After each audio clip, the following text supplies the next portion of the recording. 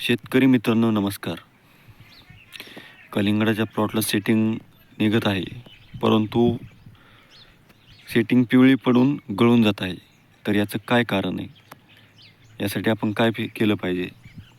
तुम्ही बघू शकता माझ्या प्लॉटमध्ये ही जी सेटिंग अशी होती ही पिवळी पडून सडून गेलेली आहे. तर याचं कारण आहे कॅल्शियम आणि बोरॉनची कमतरता.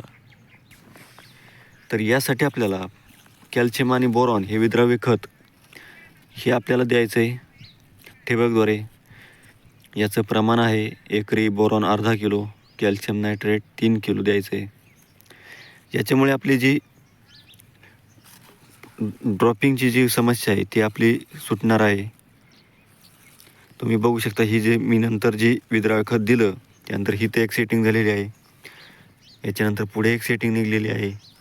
कॅल्शियम नायट्रेट आणि बोरॉन हे खत देताना याच्याबरोबर कुठलंही दुसरं खत द्यायचं नाही आपल्याला.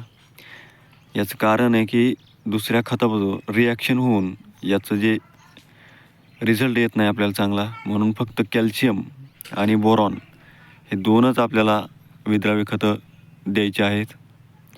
याच्यासोबत कुठलंही केमिकल किंवा विद्राव्य खत आपल्याला द्यायचं नाही आहे. ही काळजी आपण नक्की घ्या, नाहीतर आपल्या प्लॉटमध्ये रिझल्ट येणार नाही. सेटिंग न होण्याचं अजून एक कारण म्हणजे मधमाशी नसणे. या मधमाशीच्या काळामध्ये, सेटिंगच्या काळामध्ये आपल्या प्लॉटवर मधमाशी आली पाहिजे. जर मधमाशी आली नाही तर आपलं प्लॉट सेटिंग होणार नाही आहे. तर यासाठी काय केलं पाहिजे? तर या काळामध्ये कुठलंही गॅस पॉयझन असलेलं कीटकनाशक आपल्याला फवारायचं नाही आहे किंवा कुठलंही कीटकनाशक शक्यतो टाळायचं आहे आपल्याला. आणि जर गरजच असेल तर मधमाशीला अपाय नाही होणार असे कीटकनाशकं सकाळी लवकर किंवा संध्याकाळी उशिरा याची फवारणी करावी. त्याचबरोबर तुमच्या प्लॉटमध्ये जर सेटिंगच निघत नाही आहे तर यासाठी काय करायचं आहे? तर यासाठी आपल्याला इसाबियन जे सिजेंटा कंपनीचं टॉनिक आहे ते आपल्याला घ्यायचं आहे. जे आपल्याला 15 लिटरसाठी 35 ml घ्यायचं आहे आणि याची आपल्याला फवारणी करायची आहे.